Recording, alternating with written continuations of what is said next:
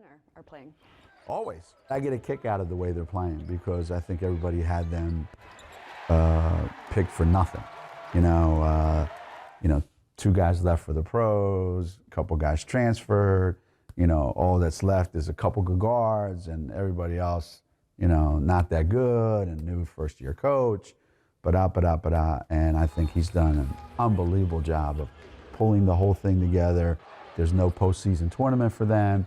So all the ingredients are there to just pack it in and, you know, and just play out the string. But they're playing as if they're going to be playing for the national championship because, you know what, every night is a playoff game for them. So this is their NCAA tournament.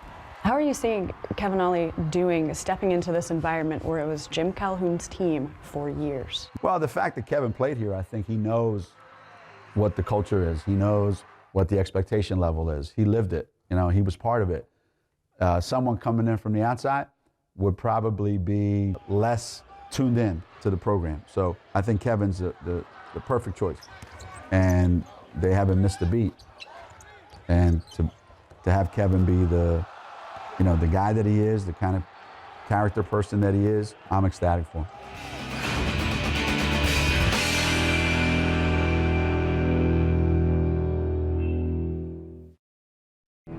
Tragedy in Newtown, Connecticut last December left all of us with a heavy heart. In response, the University of Connecticut has established the Sandy Hook School Memorial Scholarship Fund. This fund will help support the costs of attending UConn for siblings of the children and the dependents of the adults who lost their lives, as well as students currently enrolled at Sandy Hook. To make a $10 gift to the fund, please text UConn Newtown to 50555.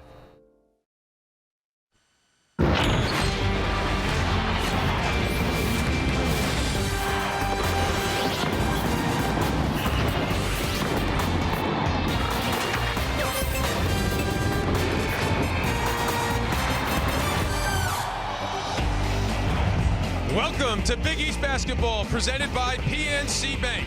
From the Prudential Center in Newark, New Jersey, the 13-10 Seton Hall Pirates host the 15-6 Connecticut Huskies. And yes, despite 30 inches of snow in Storrs, Connecticut, the Huskies have arrived. We are ready for basketball here today in Newark.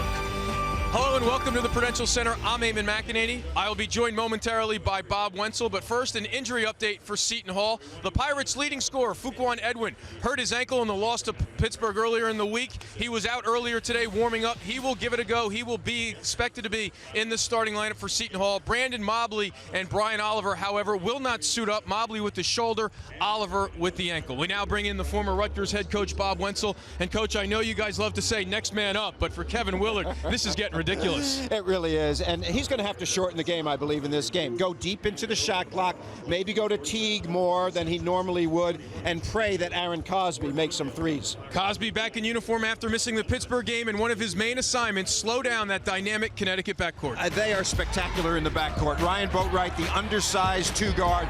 They knock it in from three. They're very, very quick defensively. Shabazz Napier, of course, is the best player on this team.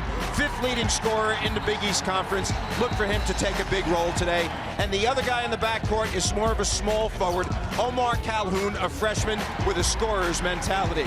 And counteracting that backcourt is going to be the front court of Seton Hall. Eugene Teague, 6'9", 290 pounds.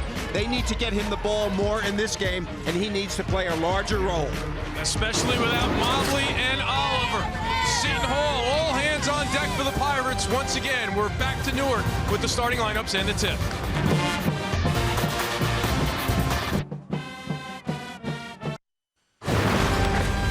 Today's Big East basketball game is brought to you by PNC Bank for the achiever in you. And by Geico. 15 minutes could save you 15% or more on car insurance. Welcome back to Newark. We are moments away from the start of Connecticut against Seton Hall. Time now to take a look at our one-on-one. Bob, what do you have for us? Well, I'll tell you, it's a very interesting situation that we find ourselves in here in this particular game. Connecticut, of course, has the 3 guys on the perimeter who are terrific scorers. They almost get 44 points a game and 10 assists. Seton Hall are dealing with the depth issues. That's the problem. Only 9 players are available today.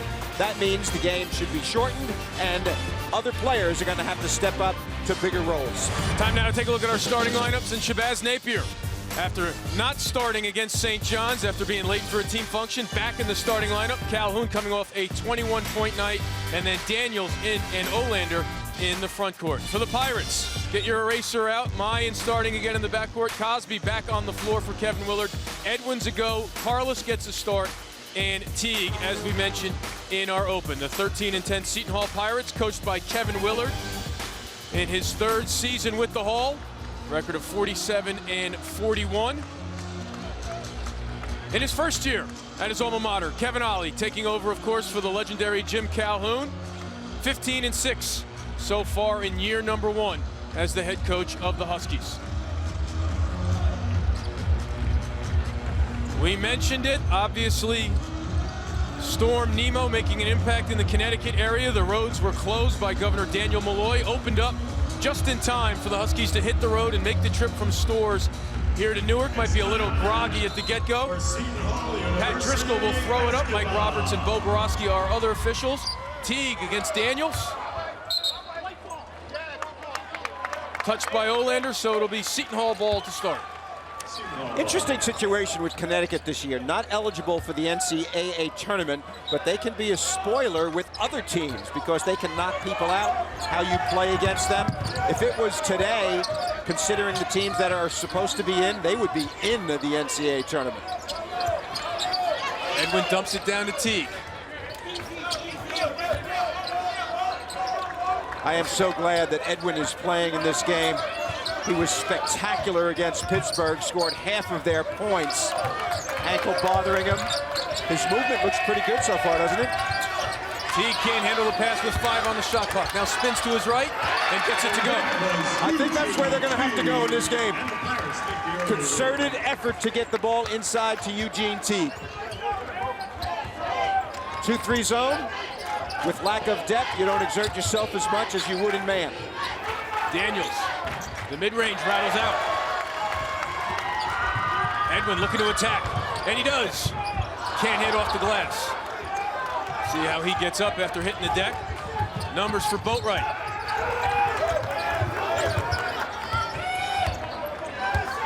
Connecticut coming off a loss to St. John's. Previously, 2 overtime wins where Napier was the star. Back to Daniels. He drives this time. Good ball fake. And he hits.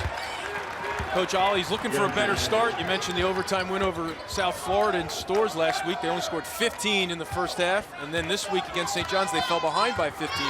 So he's looking for a good start. They need some scoring from the front court. So it's good news that Daniels has taken a couple of shots already. They've been settling for the 3. Here Cosby takes a long 3 and drills it. Was the 3-point basket by Aaron Cosby from Tom Meyer, and the Pirates retake the lead. This is the freshman Calhoun out of New York City. Daniels again. Rattles out again. Cosby with the rebound. Now Meyer. Edwin has hit the deck twice already in this game, and I'm sure Kevin Willard, every time that happens, cringes. Cosby again for 3. Daniels runs it down. Calhoun from behind the arc. Bullseye. Love the excitement. Lots of offense in this one so far. Calhoun had 21. Second career game at Madison Square Garden. Edwin's first 3 of the ball game. Too strong. Carlos can't keep it in.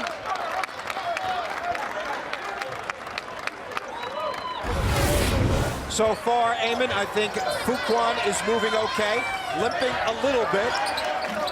You can see him coming off of these screens a little bit slower than he normally moves. We'll keep an eye on him for you. Best player on this team, maybe first team All Big East. Boatwright for 3 and 1.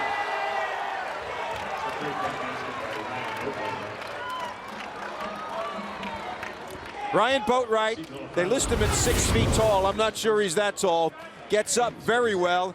And here, an ill-advised challenge on the part of Cosby leads to a possible 4-point play. Don't foul the shooter. Boatwright just 4 of 19 from the field in the last 2 games, so that had to give him some confidence from behind the arc, and he does complete the 4-point play. Number 13 in white, Harold Carlos at 6'5", is playing power forward today. Way out of position. And T can't bring in the pass from Mayan.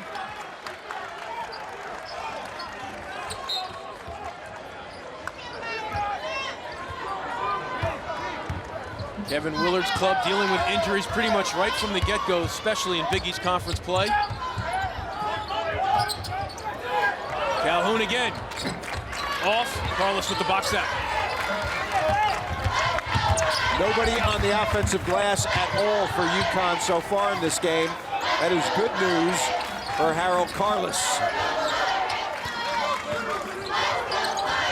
Edwin coming off the screen. Here's Carlos. He goes baseline. Hit by Olander, no call. Napier pushing. Mayan giving chase. The dump off to Calhoun. He hits off the window.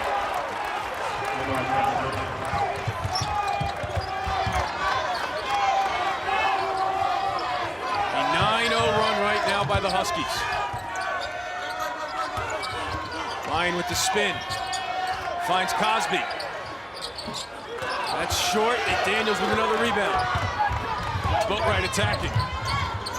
Now he backs it up. Into the paint, the pull-up, too strong.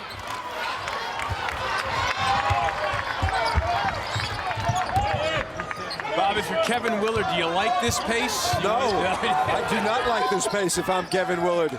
I would like it much, much slower. This plays right into the hands of UConn. Quick shooting. Teague loses control. Calhoun. Carlos. Looking to prevent the fast break. An undermanned Seton Hall team on the ropes early. Connecticut on a 9-0 run. The Huskies have a 6-point lead on the road. Been the go-to guy for the Pirates this year. No doubt about it. And these statistics tell an interesting story. He scores half of their points against a great Pittsburgh team. You can see the numbers in terms of points, field goals, three-pointers, and steals.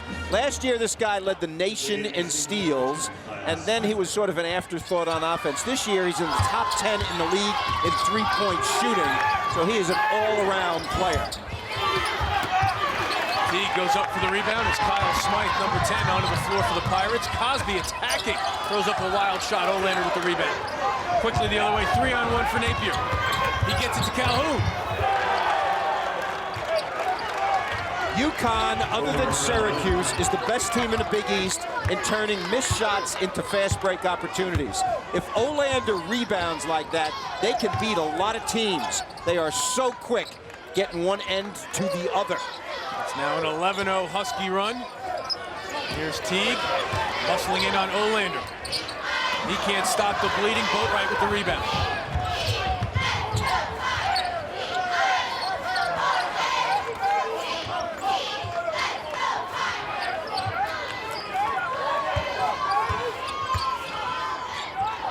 Daniels, that's been his spot today, but he can't hit. There's Edwin bringing it up.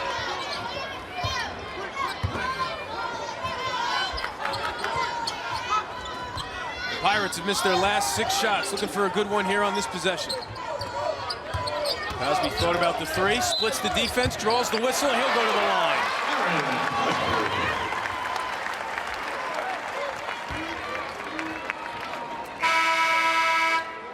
I think Aaron Cosby is very aware that he needs to be a scorer in this game because he has been very aggressive early. Normally a standstill shooter. He's mixing it up a little. Pretty good numbers on the years, as you can see. He knows that Edwin's hurting a little bit. He also knows that Oliver, who's a scorer, and Brandon Mobley, who's a scorer, are both on the bench in civvies. So as a result, I think he's added some responsibility in his mind. There are the aforementioned, the left and center guys right there. Boatwright, tipped back in by Wolf. He Nish Wolf onto the floor, making an immediate impact for the Huskies. Two bigs in. Jeremy Poore also in for Seton Hall. Kevin Johnson, number 32, onto the floor for Kevin Willard as well. Now here's Smythe. Cosby open again. And he hits. Could be your day, Aaron. You're going to get a lot of responsibility. He has 8 of the 10. Define can't bring the pass in.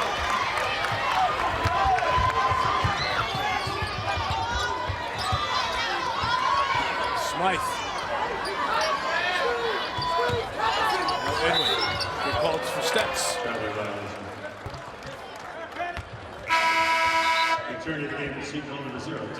Now Cosby gets a break. Mayan checks in after the third turnover of the game for the Hall. Well, now you got Mayan and Smythe in the game. Both are point guards. Mayan from Israel, Smythe from Iona, graduate student. Played from Kevin Willard for the Gales in New Rochelle. He's up on the ball right now. Wolf down the lane, rejected by Jeremy Poore.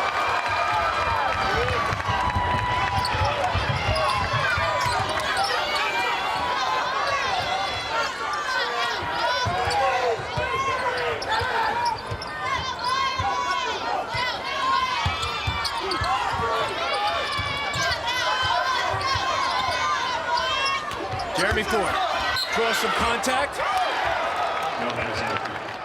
Ball on the floor, so it'll go against Gafai.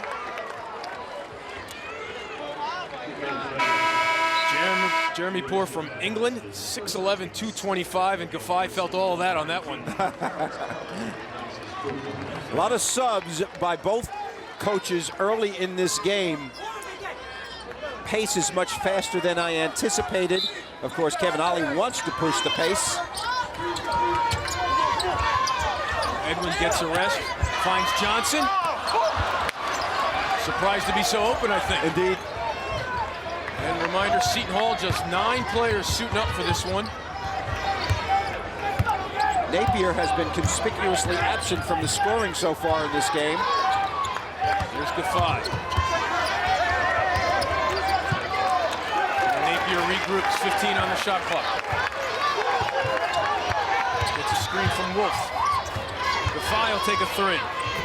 And he hits.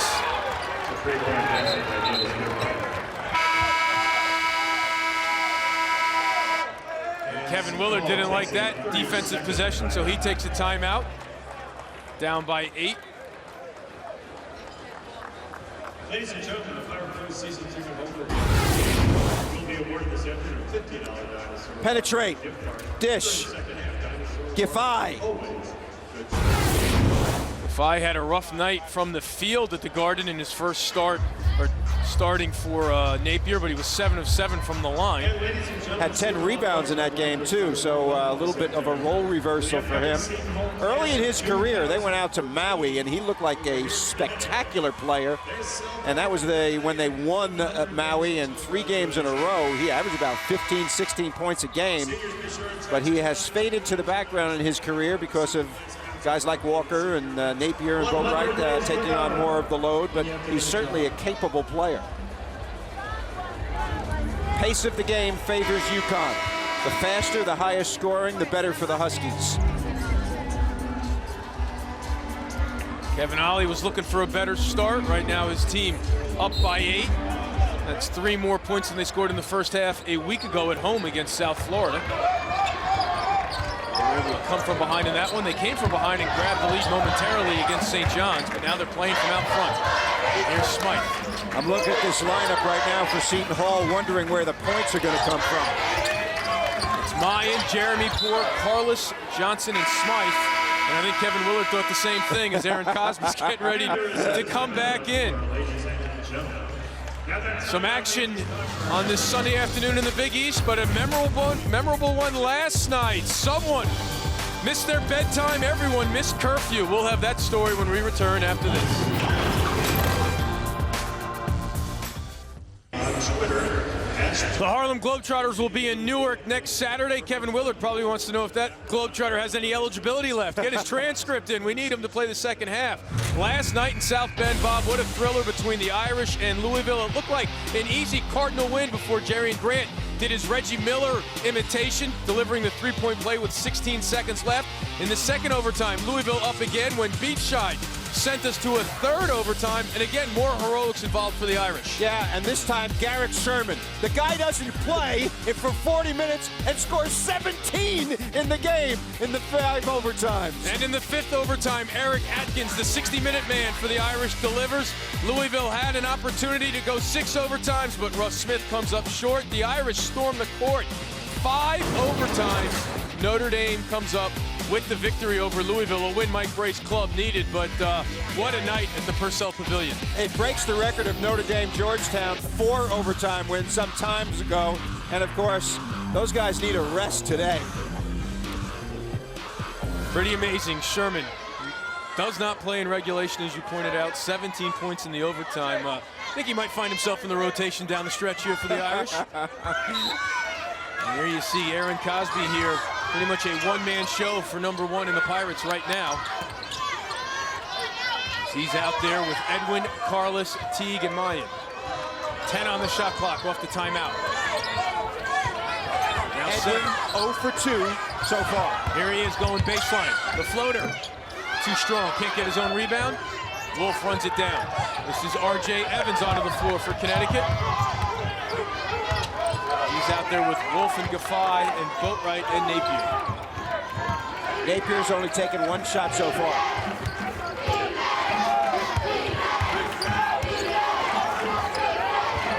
Evans penetrates, loses it, and cannot recover. RJ, where are you going? Over penetration, one of the sins in college basketball we've seen a lot of this year. The pull-up jumper needs to be much more involved in people's repertoire.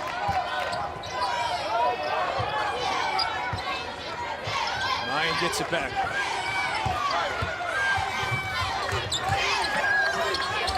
Now he picks up his dribble again and finds Carlos. 15 on the shot clock. Good energy, huh, defensively by UConn. Bump there, and Wolf gets called for a foul. So the Hall get a new shot clock to work with. What do you think Kevin Willard's message was during that last break? You want to be patient, but you're down 8 already. What do you think his theme was? Well, you know, I don't think they're trying to go deep into the shot clock. I think they're just playing normal. I think that he feels that they can't do that. Maybe it would throw them off, you know, get them out of what their DNA is. They're a team that loves the 3, but they don't have a lot of three-point shooting out here. Mobley, who's their best, is on the bench. Cosby, good. And Oliver, that was his main calling card when healthy. Yeah. So now under 10 in the half. Seton Hall stuck on 10. Teague double. Cosby stops, pops, and drops. Yep. He's got to be the man today. He understands it. Yep. He's in double figures already. 10 of Seton Hall's 12 points.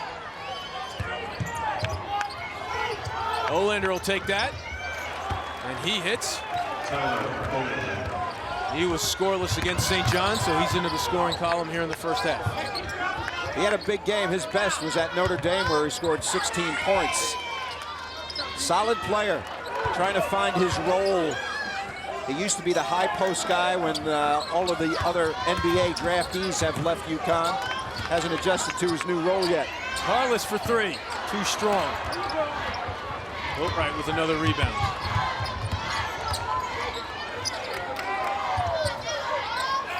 Daniels will go to the line.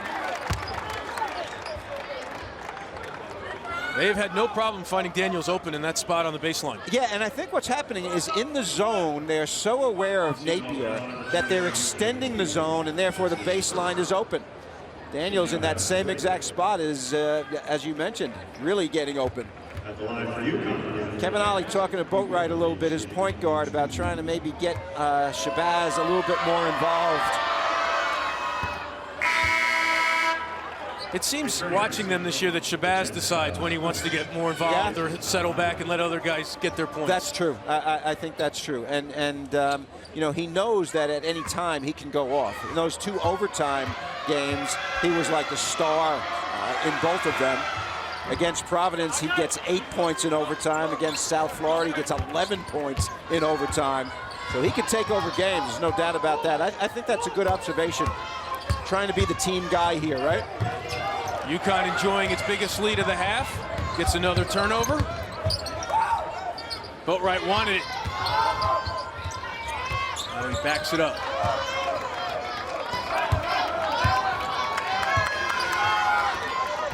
Napier. Falls out the screen, gets it to Daniels from the free throw line. Knocks it down. The Huskies doubling up the Pirates, and Kevin Willard wants to talk things over again.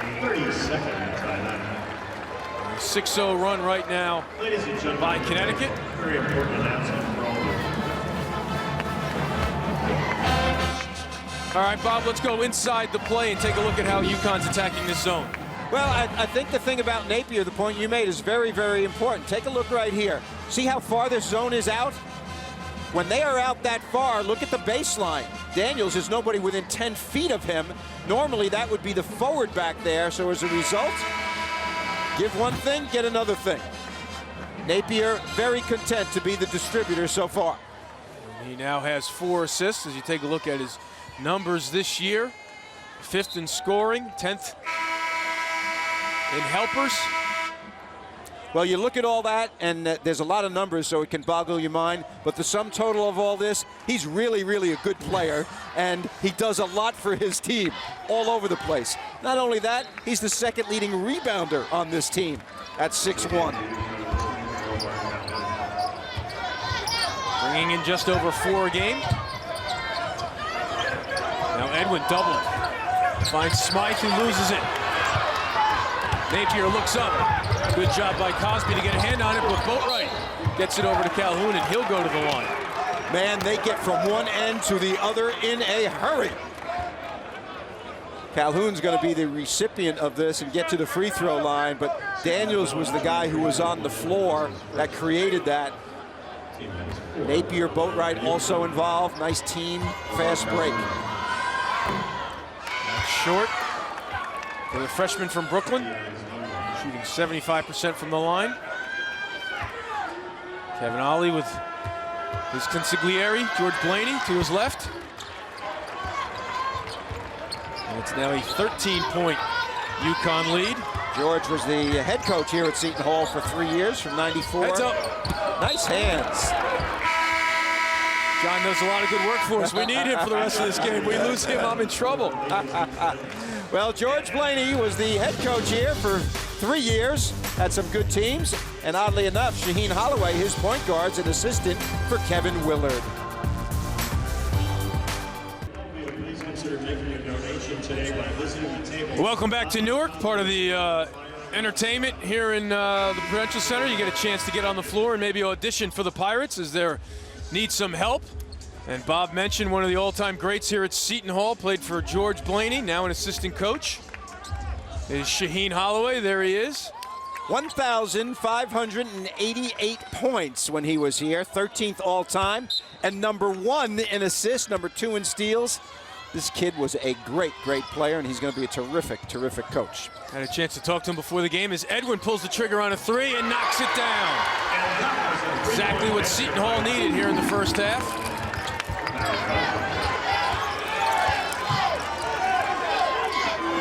So that stops a 7-0 Connecticut run.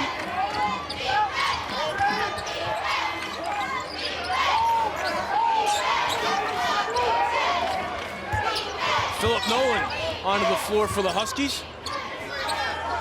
He's about to set a screen right here for Napier. Napier with the ball fake, looking to get it back to Nolan, who can't bring it in. Opportunity here for Edwin on the run out.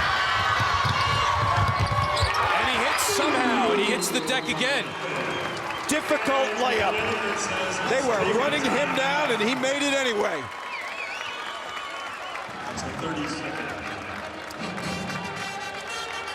I think Kevin Ollie a little bit upset with his group right now. Napier drives, and when that happens, Boatwright must get back. He got stuck on the wing. Right here, the three by Fuquan Edwin is good news for the Pirates. He's been on the deck about 4 or 5 times. Notice this over-penetration. Where's Ryan? He's on the right wing trying to run this down. He needs to be in the center of the floor when Napier goes in there. I do not see anything about Fuquan Edwin's gait that would indicate that he is less than 100%. He looked better on that fast break than he did at about 10:30, taking threes with nobody else in the building. Look at his year-by-year improvement. That's great. That's what you like to see. Junior out of Patterson Catholic here in New Jersey.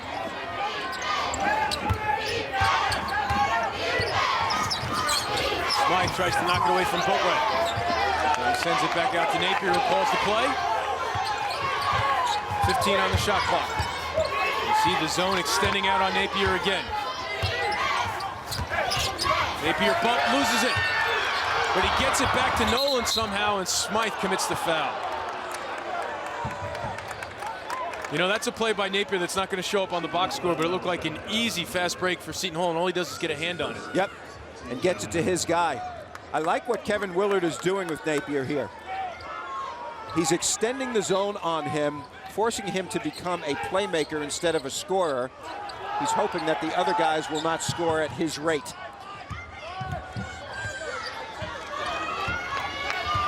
This is man-to-man now. Switching variety. Carlos draws Napier. Looking for Daniels. Being guarded by Johnson. Daniels to his left. Stripped. Edwin saves it right to Napier. No new shot clock, doesn't matter for Boatwright. Straight away, can't hit. And Johnson with the rebound, Daniels the foul.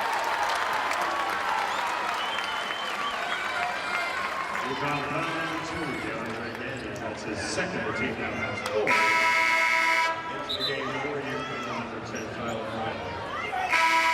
Nolan goes to the bench. Olander back in. Gafai in for Daniels, as Daniels has 2. Daniels did the right thing on that last play. He had a big guy, 280, guarding him on the perimeter. Took him to the rack. They just stripped him.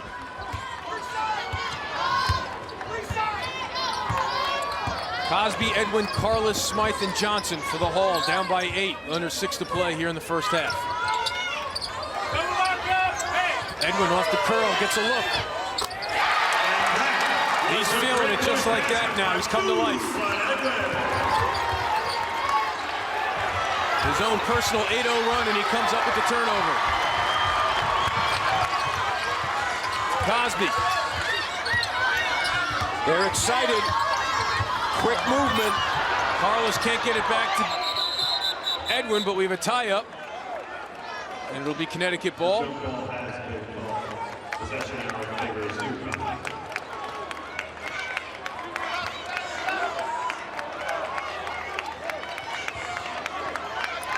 Both coaches want a foul.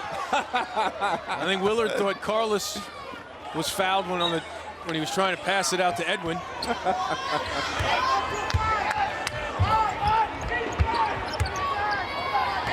Here's Calhoun. Gafai open. He'll take a 3. Short. Carlos up ahead to Edwin. He makes the grab. And he hits. A 10-0 run by Fuquan Edwin makes it a 3-point game. Gafai. The kick out and the steal by Smythe.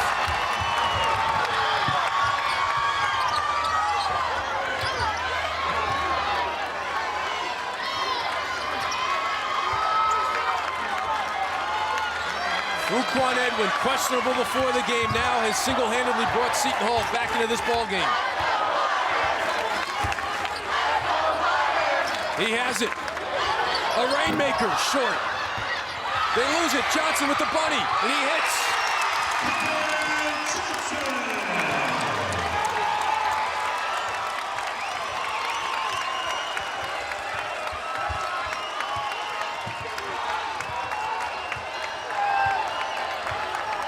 It's gone from danger time to a 1-point ball game thanks to a 12-0 Pirate run. Poise required by UConn. So it stays in the hands of Napier. That's knocked down, but he gets it back. Calhoun, good fake, but he loses it. Edwin has Carlos, gets it to him.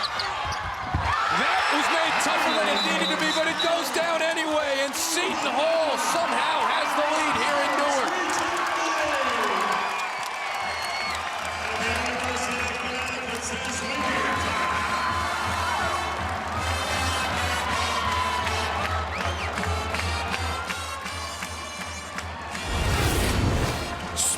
City off turnovers. Speed, unselfishness, and a little English by Harless. You gotta love that. Fuquan Edwin has been everywhere, and he has inspired his teammates to play with quickness. So already here in the first half, Connecticut has had runs of 11-0 and 7-0, and right now Seton Hall is on a 14-0 run to go on top.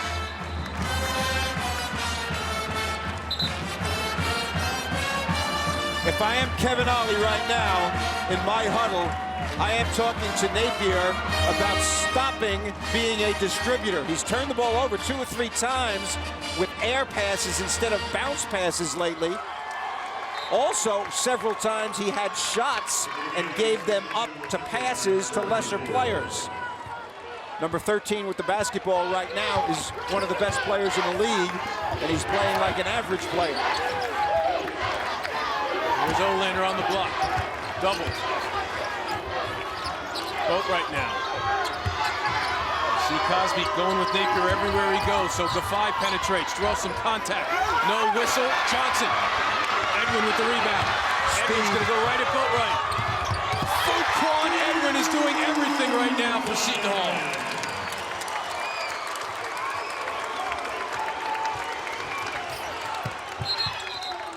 And Smythe gets called for reaching in. Fuquan Edwin, 23 of the 46 against Pittsburgh. 12 points, 3 rebounds, 5 for 9 in this game.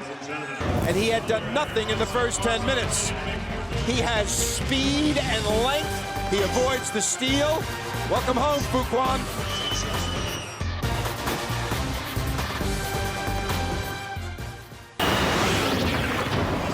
Back here at the Rock, Seton Hall on a 16-0 run as the Pirate fans are making noise, mainly because of the play of Fuquan Edwin. Well, early in the game, Eamon, I think he was testing it. This is early. He's coming off screens. You can see he's kind of not cutting hard. And then in the last 4 minutes, he put it into super drive. He's at great speed. Watch this. He lands on his left foot on that jump shot. Same here. He shoots kind of a goofball when he shoots his 3, but it goes in. He's been spectacular, and they needed it badly. He scored all 12 of his points in the last 4.5 minutes, but Napier ends the run by getting in the scoring column with the long 2. That was fun to watch. They got after it. Here's Jeremy Poore back on the floor for Kevin Willard. Smythe with a good look at a 3, and he drills it. Was a 3-point basket by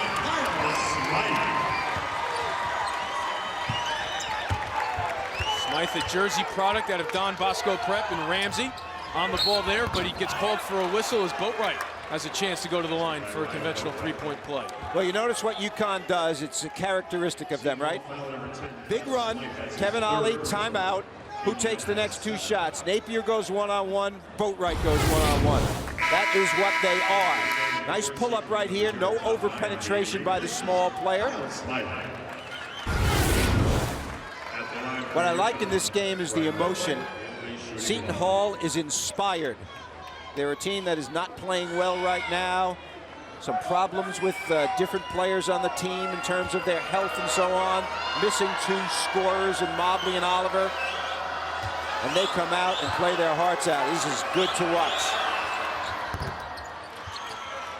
Boatwright makes it a 1-point game. Smythe with 3 fouls goes to the bench. Brandon Mobley hurting his shoulder in practice. Brian Oliver's been battling an ankle injury all year. And Mobley had that shoulder injury earlier in the year, too, so he re-injured it in practice. Cosby gets loose somehow. He does some window shopping for 2. He has 12.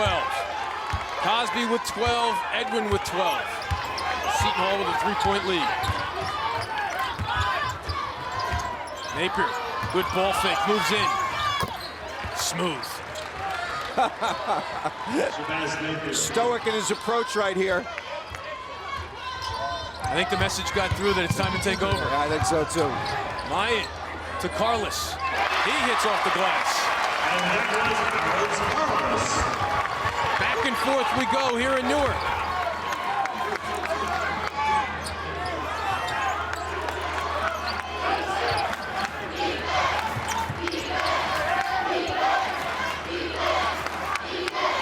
Extended zone. Look how far out Cosby is playing.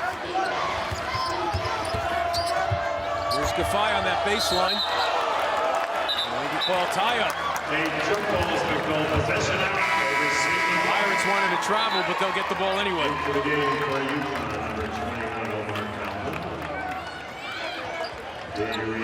Coming up on the Geico halftime report, we'll take a look at some of the top rookies in the conference. We'll recap a very eventful Saturday of Big East hoops and look forward to Syracuse and St. John's, and of course highlights from the first half here in Newark. Very entertaining first half so far here as Seton Hall has the ball up by 3.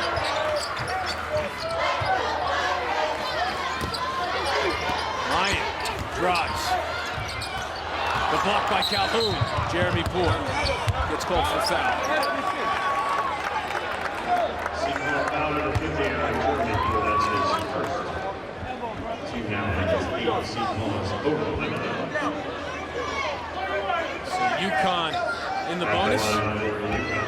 Little consultation between head coach and best player.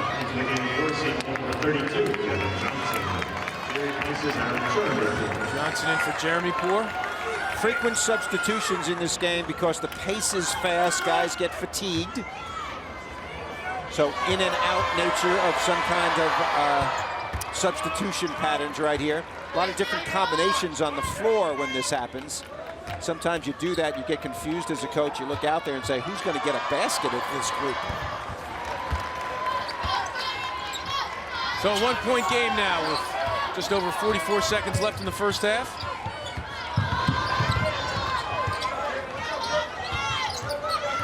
Cosby and Edwin have been doing most of the shooting, but Mayan loses it.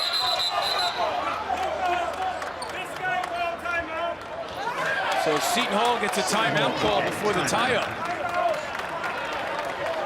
Kevin Ollie looking at Mike Roberts with a perplexed look, doesn't understand that whistle. He thought he had a tie-up.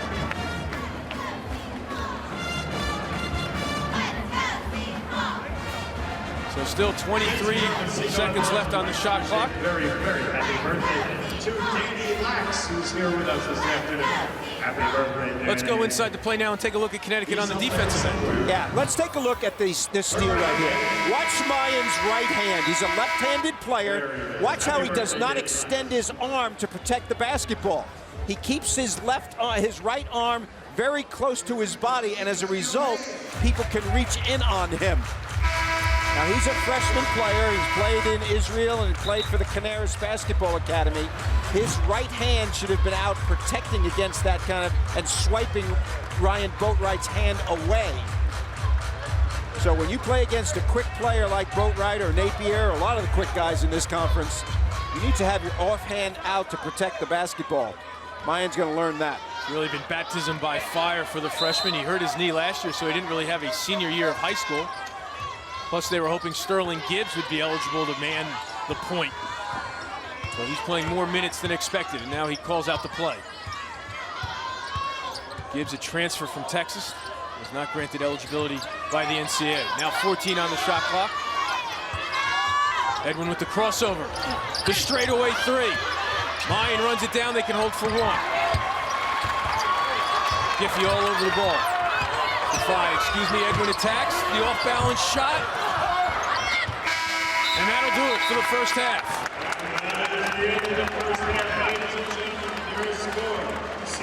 All eyes on Fuquan Edwin getting up there after the half he had. Get the ice and the tape ready for number 23 as he and Cosby combined for 24 of Seton Hall's 35 first half points.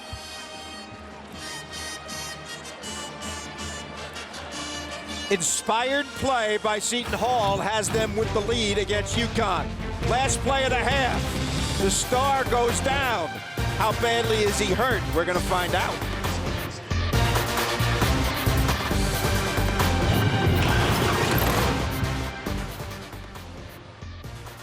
To 12, and then Bob, I guess Fuquan Edwin said, you know what, my ankle's all right, let's give it a go. And there you have the numbers of what you're describing. He did nothing early, and then he did great things late. And they're all smiles at halftime that he is okay. Those 12 points part of a 16-0 Seton Hall run as the Pirates came all the way back to grab the lead. Now, slow starts to the start of the second half have been an issue for this Seton Hall club. So these will be critical moments early here for the Pirates and their fans at home. Connecticut gets the opening possession.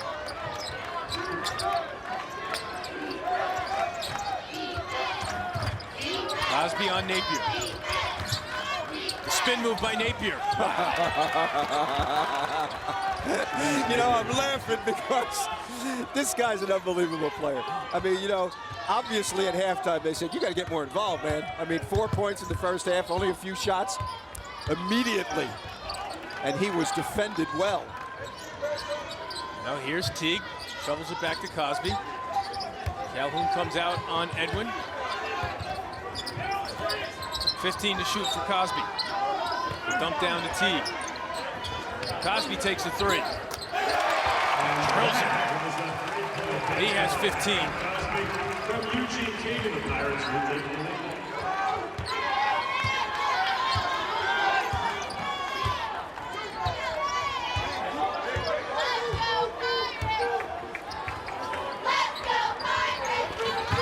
There's Napier, across the boat right. Edwin knocks it out. Seton Hall is playing a funky defense right here. It looks like zone, but then it's man-to-man. On a cutter, they go through. Sometimes they don't. They've got me confused, and I think they've got UConn confused as well. I was trying to ask you. I didn't even know what to ask you. Wasn't it Dale Brown who had the freak defense? Yeah, that's right. With the funky defense. Right. And actually, the best thing to do when you're confused against a half-court defense is run your man-to-man stuff, because your zone stuff can get you standing around too much. Also, the second best thing when you have guards like Kevin Ollie is, just go. Dribble, penetrate, and then just dish when you can. Carlos knocks away the inbounds pass, and the Hall comes up with a turnover.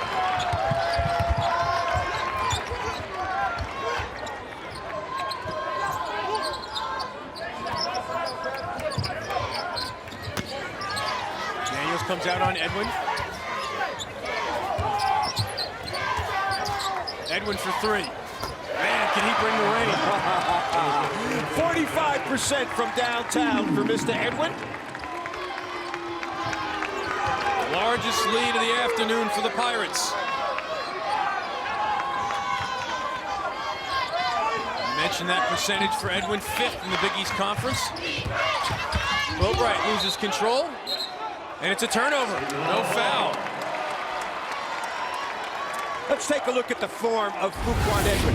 This is far from classic, I can tell you. The ball does not spin. The ball goes up dead, but it goes dead on. Enough practice, you can shoot however you want. He also, when he comes down, instead of landing on 2 feet, he lands on 1 foot, which is also quite unusual for a good shooter. Needs to be the good foot today. He attacks Calhoun, the kick out to Carlos. He'll take a three. That's no good. Napier runs it down. Napier blowing by the defense. There's a foul on the floor. It's the second on Teague. At this time of year, a lot of the conversation goes into who's going to the NCAA tournament and so on. But what I'm looking at a lot is which teams are improving. And, you know, in this league, Pittsburgh is the team that's improving the most. But I think UConn has improved also. And right here, we're seeing a terrific performance by Seton Hall. Cosby able to regain control, and Kevin Ollie does not like the start to the second half here in Newark. Kevin Willard fired up. An 8-0 run by the Pirates. Seton Hall off to the races. Cosby with 17 already.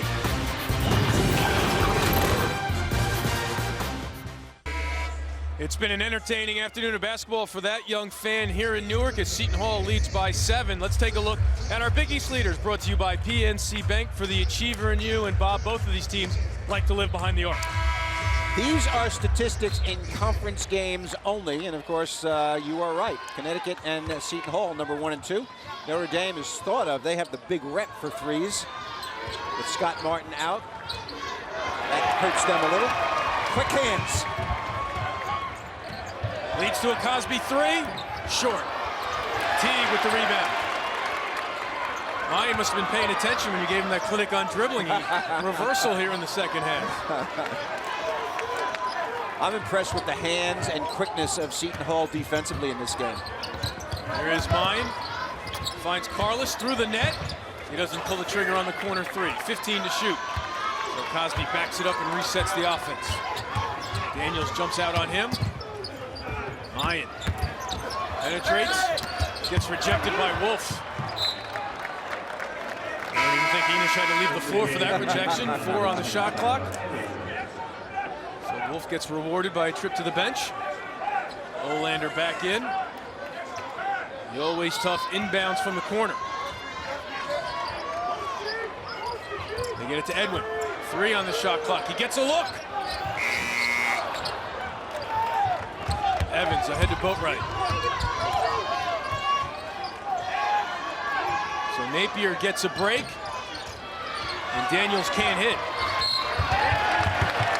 And there's a ticky-tack call against Gaffai. Ticky-tack in the sense that it was about a mile away from the hoop, not that it was a bad call. Ill-advised, I'd say. So was the shot by DeAndre Daniels, taking a 3 in transition, and you're only a 26% shooter. That earns him a trip to the bench. Napier, of course, back in. So this is Mine with Carlos, Edwin, Teague, and Cosby. And this will be called against Evans, holding up Edwin. He's a graduate student. Graduated from Holy Cross before returning home to Connecticut to play 1 year for the Huskies. When guys do that, just in a way of explanation, they have to graduate in under 4 years, and they have 1 year of eligibility left. They could be redshirted also. I like this foul. That was a steal and a layup for Napier. He was way ahead of the crowd. So an early foul, although I don't know where Ryan got hit. Maybe below the belt.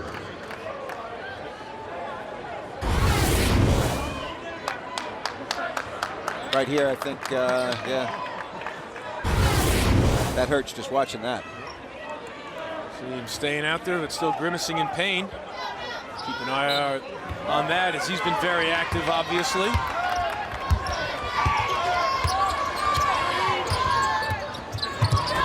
pass to Evans. And he hits off the glass. Wow, hands ready.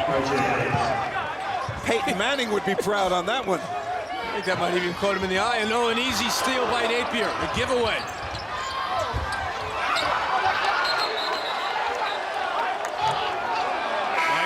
Said Carlos got a piece. And Evans still feeling the effects of that pass. The cheek might have helped him bring it in as well. This is a case of great vision and great delivery. That's an unbelievable play by Napier and a little luck by Evans.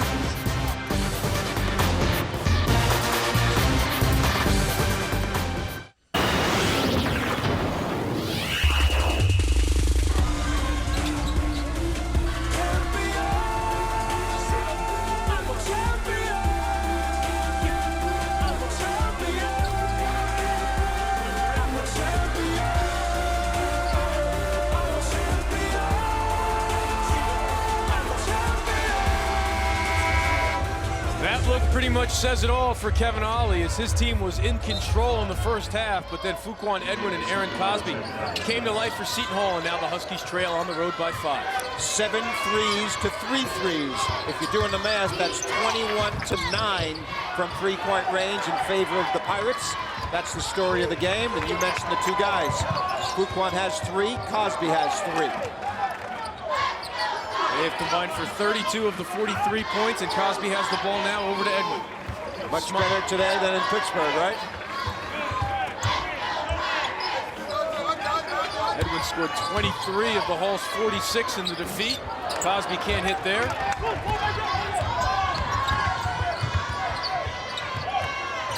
Boatwright keeps his dribble. A wild shot doesn't go, but Evans working hard on the glass. That might be their first offensive rebound basket other than that tip by Wolf early.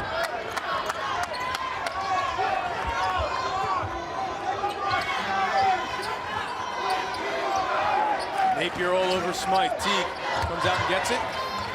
Drops it off to Cosby. Evans. Too aggressive there. UConn foul, number 12. R.J. Evans, team's third into the game for UConn, number 21. So Calhoun checks in for Boatwright for Connecticut.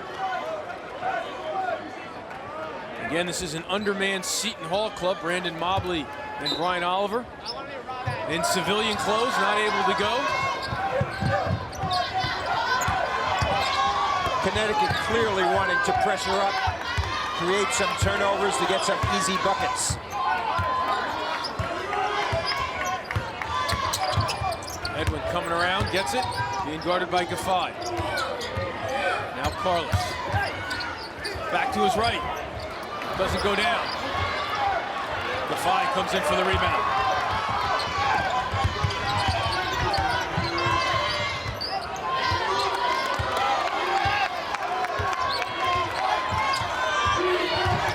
Napier working on Smythe, finds Olander for the layup. Tyler Olander.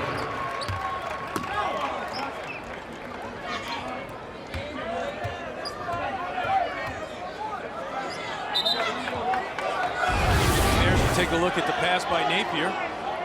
Tried to draw 2 fouls, did get fouled, but gave it up anyway. Creativity on the part of Shabazz there. So the reason for the whistle, Mike Roberts walked over to give Kevin Ollie a bench warning. You mentioned that it looked like Napier was fouled on the drive. You know, when you're in your 10th year, they won't give you a bench warning, right? Your first year, maybe you get a bench warning. Calhoun was out of half court. Seton Hall looking for something on the offensive end. The Pirates have missed their last 5 shots. The defensive pressure really has been helpful. Cosby looking for Teague, too high. Calhoun gets it to Napier. So now Connecticut can regain the lead. Off. Gaffai can't bring it in. But it's off Seton Hall, so it'll stay Connecticut ball. Into the game for Seton Hall, number 32, Kevin Johnson. Last couple of minutes, Kevin Ollie has decided to get extremely aggressive with his man-to-man. They are pressuring the ball and denying the first outlets all over the floor, and it's got them back into the game. Now, whether that's going to tire them out enough, we'll see. And Calhoun stepped out of bounds.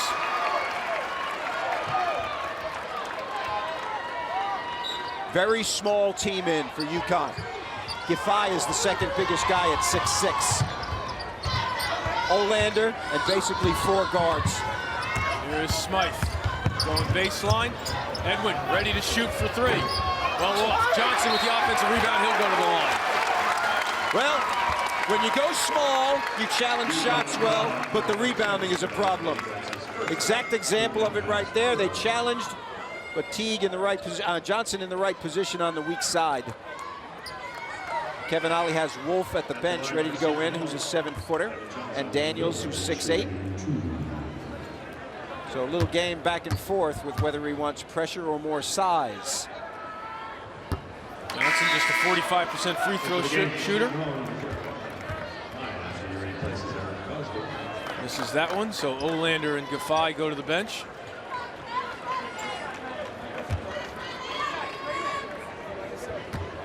Johnson is one of the several Pirates who's been hit by the injury bug this year, had to deal with knee injuries earlier this year. Takes that one. So with 13 minutes left in regulation, it's a 2-point Seton Hall lead. The Pirates looking to snap a 4-game losing streak. And Mayan gets called for reaching in, his second. That's his second team now. Whenever a point guard like Mayan gets with a big guy in the backcourt, his eyes light up. It's like green light, go for the steal. He was just a little impatient there.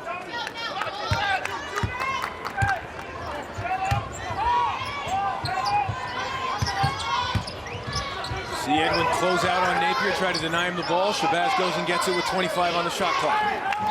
UConn is a great defensive player. Off the screen, the crossover, drawing some contact, finds Daniels. As he gets called for travel. Just as I was about to say, he gets away with steps, they blow the whistle.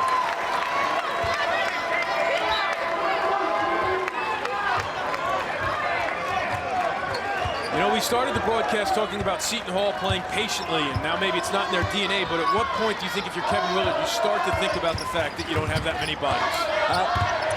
You know, I think it depends on how it goes, right? You get baskets like that, you just keep on playing. Ian with a nice drop-down pass, the entry pass to Johnson, who hits.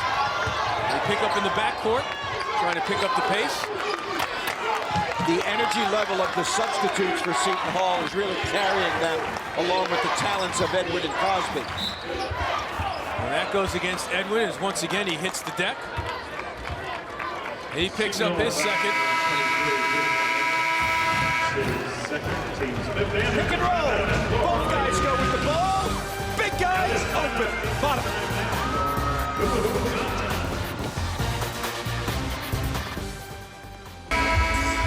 Welcome back to Newark. Seton Hall has a 4-point lead with 11:55 left to go. And around this time yesterday was a question whether Kevin Ollie's team might ever make it to Newark. They were supposed to leave Storrs around 1 o'clock, but after 30 inches of snow fell on campus, they had to wait for Governor Malloy to reopen the highways, and then they finally hit the road around 7. Does that have an effect on the game? I'm not sure, but what I do know is the energy level for the guys in the white uniforms is very, very good. I think if you ask Kevin Ollie or the players on UConn's team, they would say that has no effect, but you never know. They certainly came out sharp with an 11-0 run and a 7-0 run as they were up by as many as 13, and Edwin with the rejection, but also the foul. Well, Connecticut has 12 turnovers in the game right now, so carelessness has been involved in a lot of those. A little over-penetration by certain guys, not ready. That last play, Daniels traveled because he wasn't ready for the pass from Napier. So some mental errors on the part of UConn have gotten them into this position.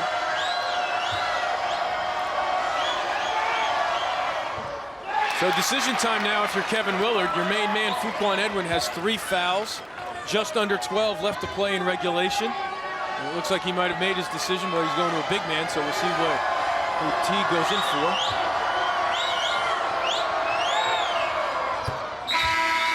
What would you do, Coach Wenzel? I would leave Edwin in for as long as possible. I don't think 3 is a problem. He's an experienced player. He probably knows how to play with fouls. Some guys are that way. If he had 4 right now, I'd take him out and sit him until about 6 minutes to go. But I think he plays the rest of the way. Cosby has received a lengthy rest. He's still on the bench as Smythe has it poked away by Napier. Napier gets it to Gaffai, and he'll go to the line for a chance at a 3-point play.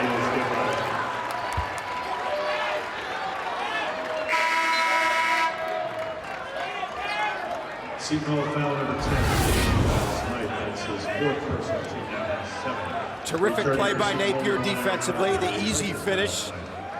Smythe had the ball up way too close to him. When you are playing against a guy who's really quick like Napier and Boatwright, you can't stand still in one spot. You got to get them moving as much as you can, as quickly as you can. Make them cover some territory. See how close the ball is into the baseline right here? Let's see if he keeps his right hand up and protects the ball a little. So once again, we are tied. All even at 46. Cosby back out there. Smythe goes to the bench with 4. Here's Edwin. Defy closes out on him. 15 to shoot for the Pirates. Edwin. Napier reaches in, and then he reaches in again and gets whistled there. Bo Borowski with the call. This game is being produced and distributed by ESPN Regional Television Incorporated. I like the crowd. 2-8 in the conference, 13-10 overall, and a big crowd on a Sunday afternoon for Seton Hall. Nice support. I think people here realize all the problems they've had with injuries and so on. Appreciate their effort. And playing without Mobley and Oliver. Mobley re-injuring his shoulder in practice. Oliver's been dealing with an ankle, and Wolf gets called for a hold. His second. He thought it was a clean steal. Team now has 6.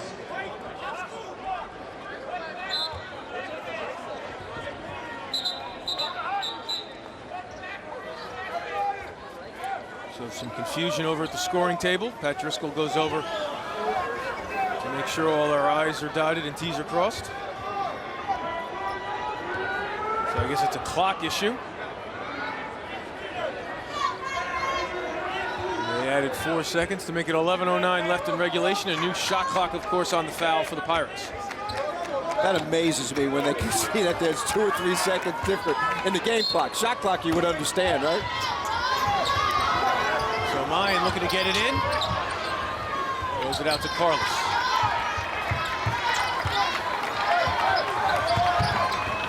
Napier knocks it away again. Wolf gets it back to him. This guy's uncanny. Defense providing the offense right now for Connecticut. Napier leading the way. So Connecticut back on top here in Newark. A mini 6-0 run, and Napier looking to get one again. Edwin from the corner. Boatwright goes up high for the rebound. Napier is gassed. A long three, too strong. Edwin loses it to Calhoun. Napier wants it. He's tired, though. He's expending energy defensively. His steals have gotten them back in it.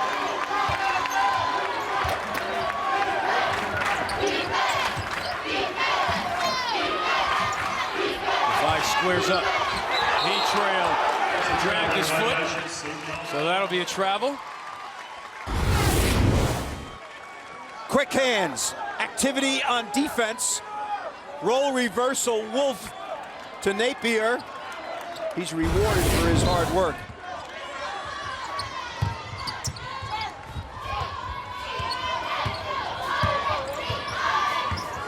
Pirates need to rediscover that offense that was clicking in the first half. Is it Edwin? Yeah. Settling for the three again.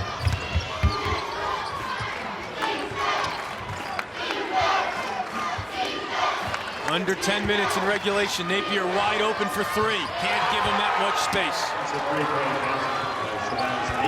All conference level player.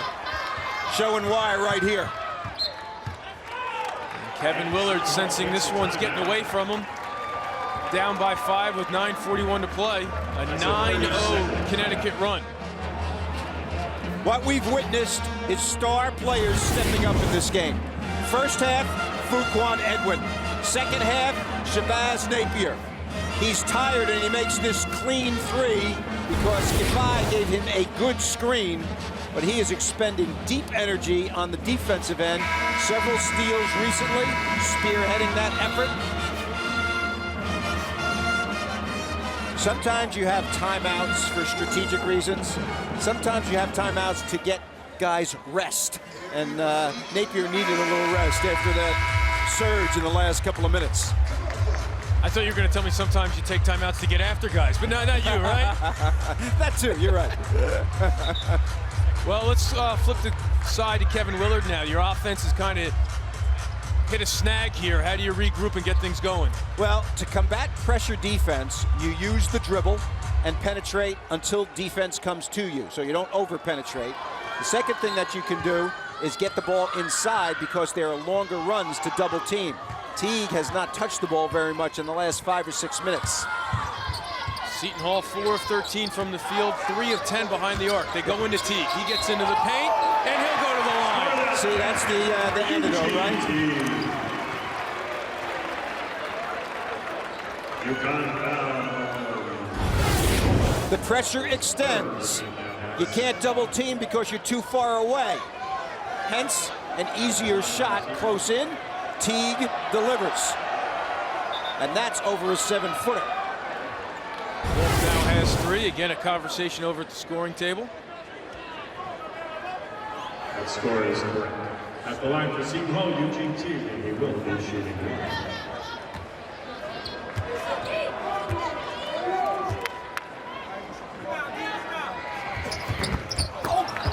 Wolf loses it for Calhoun there to bail him out.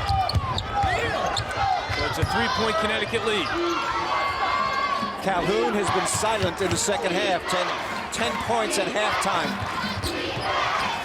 There he is with the ball. Wolf can't handle it. And Teague takes it away. Bad pass. You don't throw a 7-footer of the ball at his ankles. Carlos, a long 3. Too strong. Teague knocks it in the air. Napier goes and gets it. Nice look to Daniels. Carlos bit on the fake, and it was an easy pass and dunk for Connecticut.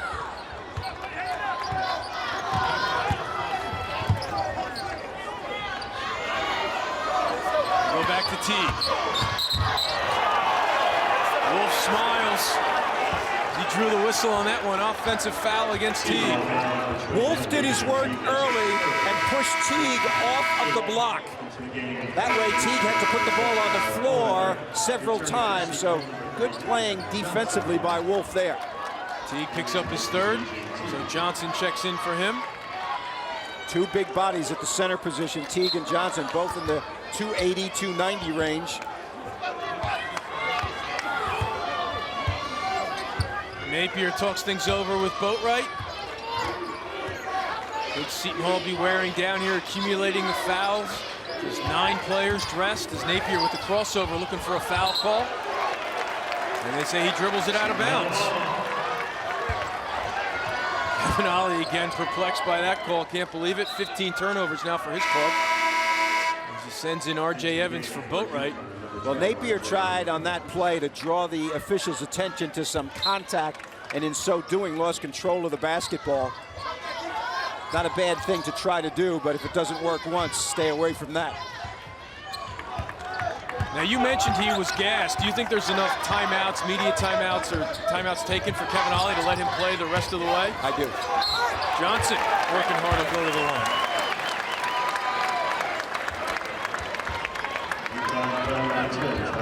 You can see his leadership coming up in the last couple of possessions, especially. Crunch time, most experienced guy in your team, the guy with the ball, you want him leading your team. And that's what Shabazz Napier does for, in the past, Jim Calhoun, and now for Kevin Ollie. Seton Hall just 1 of 5 from the line. As Mayan checks in for Smythe. Well, Johnson, that is not one of the favorite places on the floor for him, the free throw line. He's below 50% on the year. Looked pretty good there. So he brings Seton Hall within 4 as we approach the 8-minute mark. Zone press makes Napier give the ball up. Lob to Calhoun. He gets it back to Napier with 25 on the shot clock.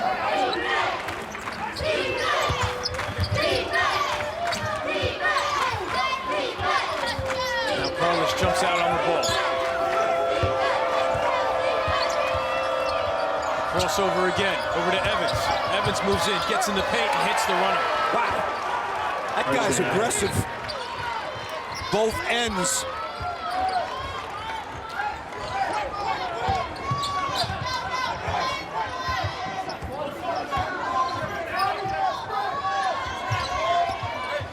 Edwin's gone quiet.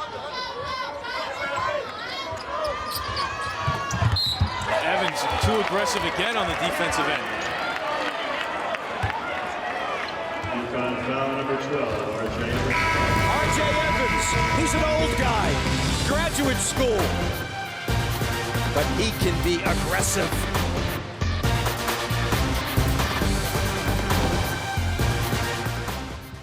He's with a 6-point lead, 7-11 left in regulation. Time now to take a look at the Big East headlines. Notre Dame and Louisville with that marathon last night as the Irish outlast the Cardinals. Pittsburgh starting to play very well, and as usual, a traffic jam in the standings. And unfortunately, some sad news to pass along to you. Our thoughts and prayers go out to Steve Lavin and his family. The head coach of St. John's will not be coaching the Red Storm today. His father, Cap, passing away. So Coach Lavin on his way back to California to attend to his family in those services. So assistant coach Rico Hines will be coaching against Syracuse. But Cap Lavin, a legend out in San Francisco basketball, and our thoughts and prayers go out to the Lavin family. Amen. And Shabazz Napier stepping up big time. He now has 14 points and 8 assists in this game. Content in the first half to just be a distributor. And Edwin attacks. Gets his first points in a while as he decides not to settle for the three. That's 5 points in the second half for Fuquan. Under 6.5, Mayan gets called.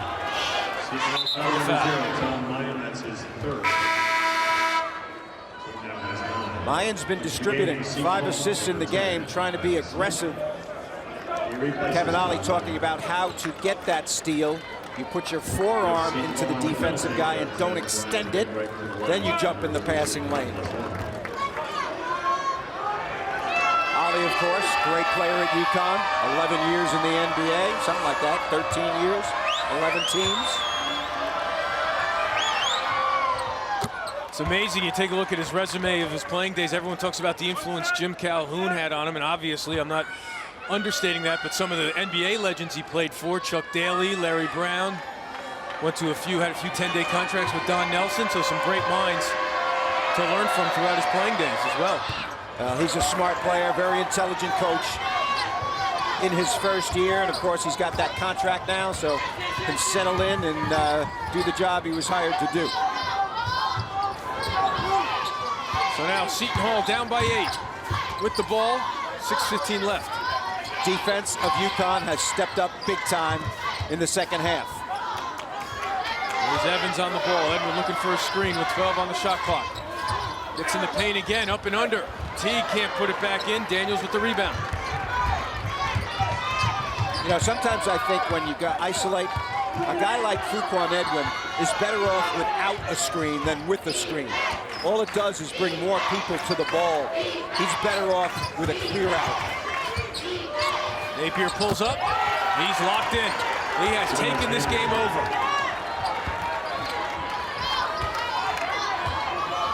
16 points now. And 8 assists. And stellar defense. Cosby also has been silent. The lead is double digits. Olander gets called on the floor. He has 2. Watch the form and the pull-up on Napier. Next time that he gets the basketball, the guy is really, really solid when he pulls up and doesn't over-penetrate.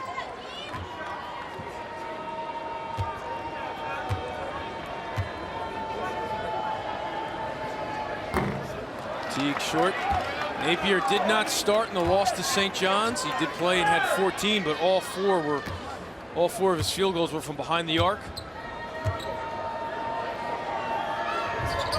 So his all-around game has been on display today as Olander grabs the rebound. Teague misses both.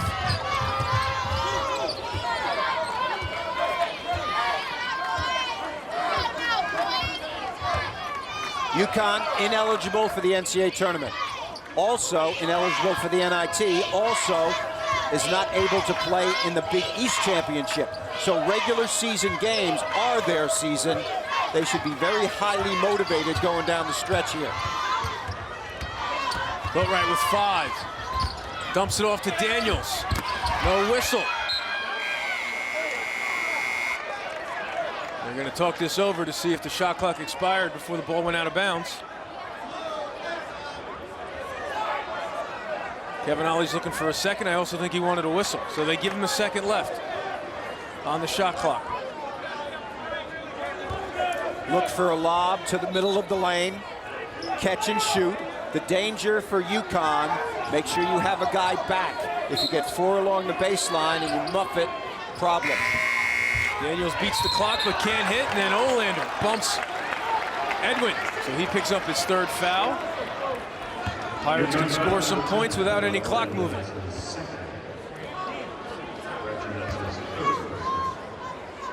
We talked earlier, and you've emphasized it several times, the lack of Mobley in the game and the lack of Oliver in the game, and whether Kevin Willard should have slowed the team down during the course of the game. He chose not to do that, and without those two scorers in the game, I think they've run out of gas a little bit.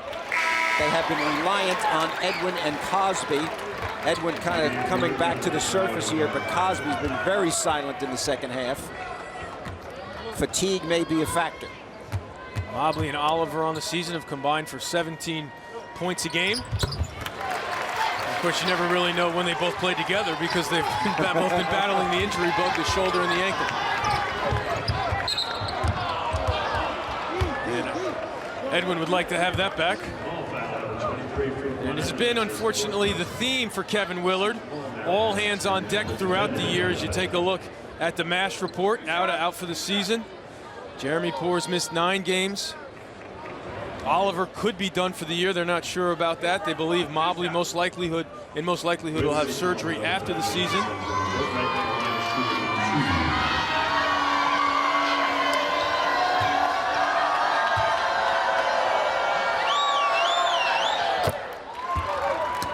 Boatwright makes it a 9-point lead.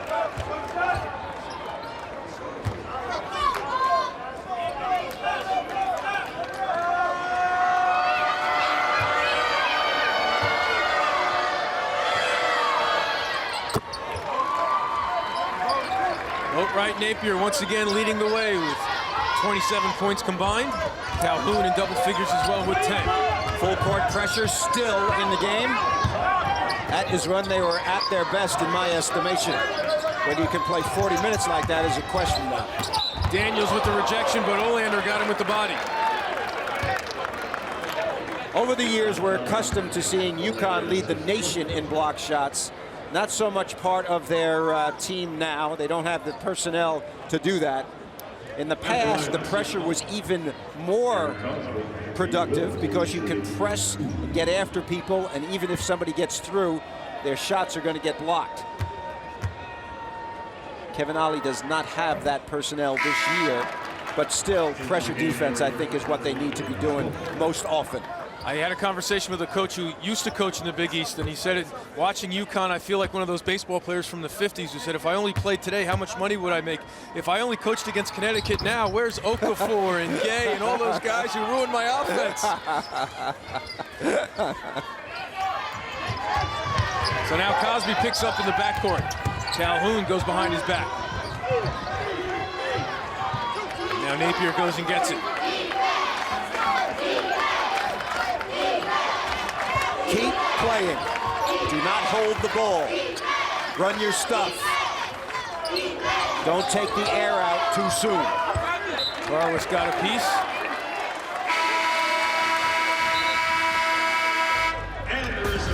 UConn, 3 minutes and 59 seconds away from the road win. The Huskies lead Seton Hall by 9.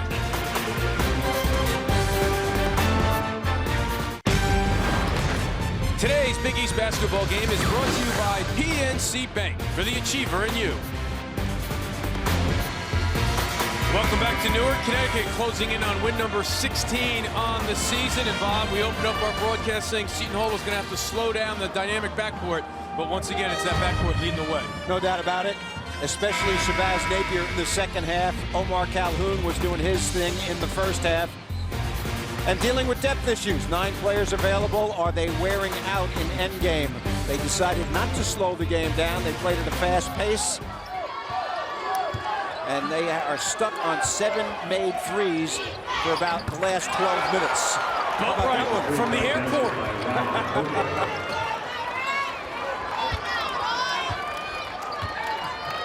He now has 14. Napier with 16. And another steal by Napier. Quickly ahead of Cosby. Make it 18 for number 13. He now has a career-high 6 steals, and they've all been pretty clean. Yeah, absolutely. Right off of guys, not so much off the ball. Off the ball handler. Boatwright gets his hands on that one and hits the deck. Boatwright down, Napier Gets it to Daniels. Rejection by Carlos. Edwin, quick release. Cosby with the rebound. Run out opportunity for Napier. Off the backboard. Showtime for the Huskies. Two smallest guys on the floor. Cosby with the three. Not as spectacular, but more effective. Quick timeout by the Hall, but Shabazz Napier with a career high in steals now matches a season high with 9 assists. Well, the defense of Shabazz Napier turned this game around. These are the ones most lately, but when they were behind, and take a look at the spectacular version here. Middle of the second half, when Seton Hall had the lead, Shabazz Napier turned up the heat, had several steals, not only steals, but just forced guys out of position, out of control, and that is what turned the game for the UConn Huskies. Rely on your experienced players. Connecticut also 13 of 15 from the free throw line in this game. That is very, very good news. It took a while for Napier to take over, but it has been his game since. Silent, pretty much a distributor in the first half. Content to get the ball to Omar Calhoun and others. But then he started filling the ball up into the basket, taking much more control of the offense. And of course, his scoring, assists, and steals have been dramatic in the turnaround. 18 points, 9 assists, 6 steals. Sounds like a Magic Johnson line, or LeBron James. You know, somebody asked me who are the top 5 guys in this league. There's 15 teams. There are no top 5 guys. I mean, you can't distinguish between a whole bunch of guys, just like college basketball in general and the Big East in particular. Now here's Daniels bringing it in. Calhoun, he'll take a 3. Daniels can't bring it in. Smythe hits the deck. It'll be Seton Hall ball on the tie. Shabazz Napier giving Calhoun an earful right now, telling him that was not the shot to take in this situation.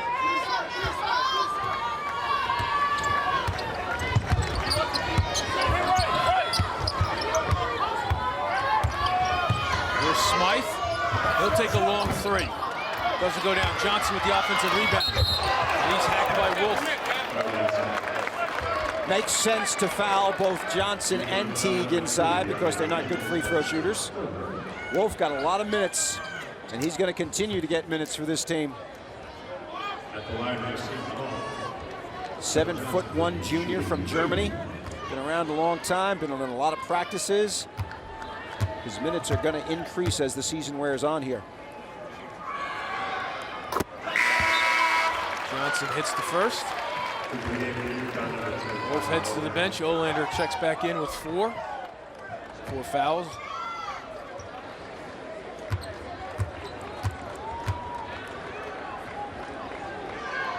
That one won't go down, but he gets his own rebound.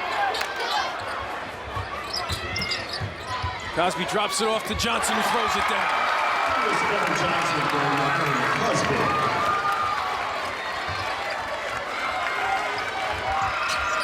Napier over to Boatwright. Boatwright gets across the timeline. Now's the time to start holding the ball out. When does Seton Hall have to start fouling? As soon as they can. But when the clock gets down like it is now, no point in that.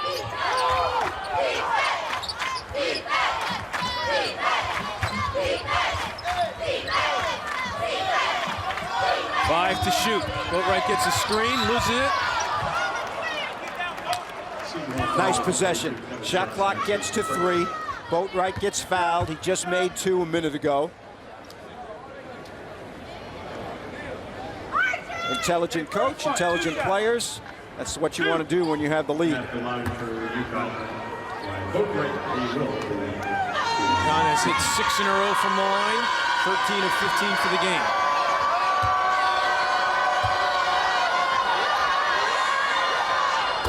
Boatwright makes it 7 in a row. Let's focus on Boatwright's form here on the free throw line if we can.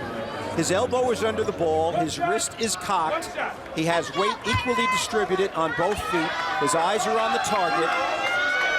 Nice deep breath because that's his routine. Perfect form. That's why he's 8 for 8 from the line here. Yep, 77% on the year.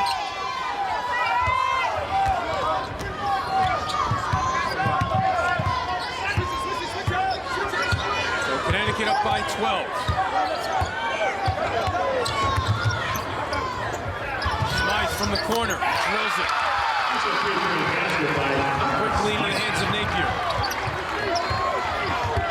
Now over to Boatwright.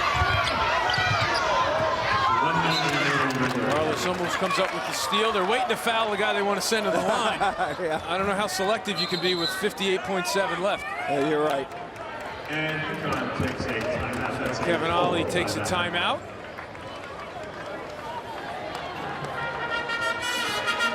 We'll take a look at our upcoming schedule for the Huskies, and you mentioned the motivation. I imagine Syracuse coming to Hartford will provide plenty of motivation for a team that can't go to postseason play. Exactly, and 3 home games in a row, Syracuse, Villanova, Cincinnati. That is really, really good stuff for UConn.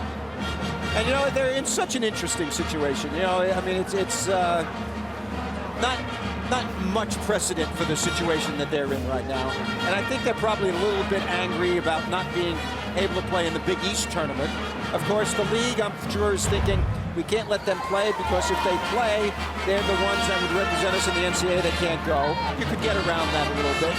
So as a sum result of all of that, Kevin Ollie really is in a good position to motivate his team. What's impressed you the most about the job Kevin Ollie's done, taking all into consideration, replacing a legend, not a whole ton of assistant coach experience or head coaching experience, and defections left and right after the sanctions were levied on this program? Well, he's got his team as the 25th in the RPI and 40th in the BPI, which is a power index, which takes in a little bit more than the RPI does. I think he's done a great job. I mean, the guy is the perfect guy for this job. A loyal Husky, a guy who played there and has been an assistant coach there. He's got great respect of players and the citizens of the state of Connecticut. I think he's doing a terrific job.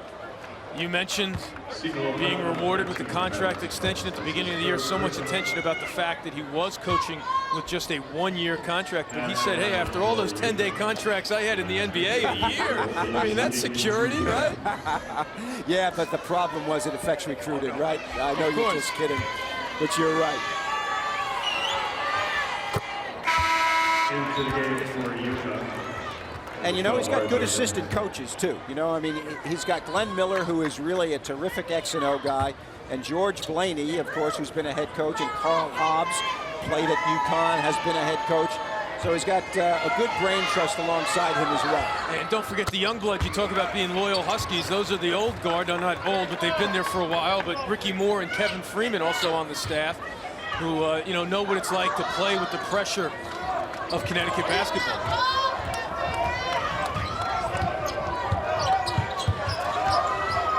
So now Edwin. There's a kick by Olander. What should not be lost in the shuffle here of the final score was the effort Fuquan Edwin gave Seton Hall on a bum ankle. When it looked like they were going to get blown out of their own gym early, he came to life. No doubt about it. And hopefully that ankle will feel all right after the game as well. They've got Rutgers coming up. The visiting team has won 5 straight in that series. You know just a little bit about that rivalry after your days in Piscataway. Cosby gets called for a hold. Well, you've seen both teams this weekend, Rutgers and Seton Hall. You've coached for Rutgers. Describe the intensity of a Scarlet Knight Pirate matchup. Well, I think it's going to be very, very good. And Rutgers is coming off a good performance against Georgetown. They played Louisville and Georgetown back-to-back. Tough assignment, right? But I think the rack will be rocking for Seton Hall when they come in. And hopefully Kevin Willard can get back Oliver or Mobley or both, or, you know, try to be a little bit more at full strength. And hopefully the ankle of Edwin does not swell up after this game. UConn has hit its last 11 free throws as Edwin heads to the bench, and he receives a handshake from his head coach for the effort he gave his team today.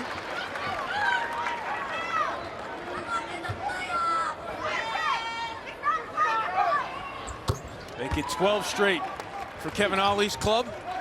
Napier now has 22. They got the right guys shooting the free throws too, right? That always helps. Cosby from straight away. He adds to his point total. A career high 25 for Cosby. Carlos comes up with the steal. And he'll go back to the line as Gaffai throws him down. It's been aggressive on the boards, typical Big East action when the ball is on the rim, bodies flying everywhere. That's one of the nice and great things about this conference. Cosby. Lexington, Kentucky.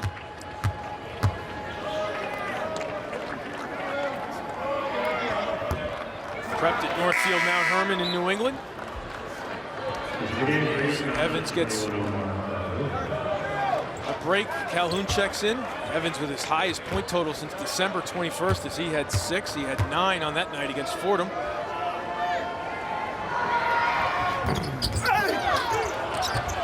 Calhoun comes up with it.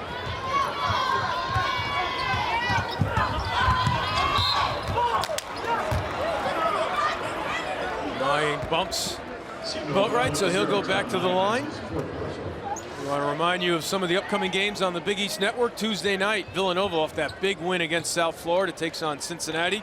Notre Dame goes to Providence to take on the Friars. Syracuse hosts Seton Hall. DePaul visits the nation's capital, and then South Florida against St. John's. I wonder if Notre Dame's still going to be tired from that 5 overtime game. Providence is going to try to up tempo on them, I'll guarantee you that. Fuquan Edwin, admirable. Well done today. Not a win, but gave it his all. It's got to be tough for Kevin Willard and his players, undermanned all year. We put so much focus and attention on the games, but you know, they can't even hardly practice sometimes. You can't scrimmage with a lack of healthy bodies. Yep. And that hurts your execution. Gaffai knocks it away right to Boatwright. Does Boatwright return the favor to Napier? No, they back it up. Earlier here in the game, they threw one off the glass, but Boatwright content to dribble out this ball game, and rightfully it ends in the hands of Shabazz Napier. What a performance by Napier. Kevin Ollie's team improves to 16-6. Seton Hall gave him a fight, but it was too much Napier, too much Boatwright. No doubt about it. Napier stepped up big time, and what spearheaded the surge in the second half was his defense. Good scoring numbers, good assist numbers, but the steals and the defense by Shabazz Napier turned this game around for UConn. They will get back on the bus for what they hope is a shorter trip home, shorter than the one down here that took almost 5 hours, and then they get ready to host Syracuse. That'll be Wednesday night, part of a 3-game homestand in Hartford. A tough afternoon for Fuquan Edwin, who battled hard, but he comes up short. Once again, our final score, Connecticut 78, Seton Hall 67. For Bob Wenzel and our entire Big East crew, I'm Eamon McEnany. This has been a presentation of ESPN Regional Television, the worldwide leader in collegiate sports. Connecticut goes on the road and knocks off Seton Hall 78-67. So long from Newark, New Jersey.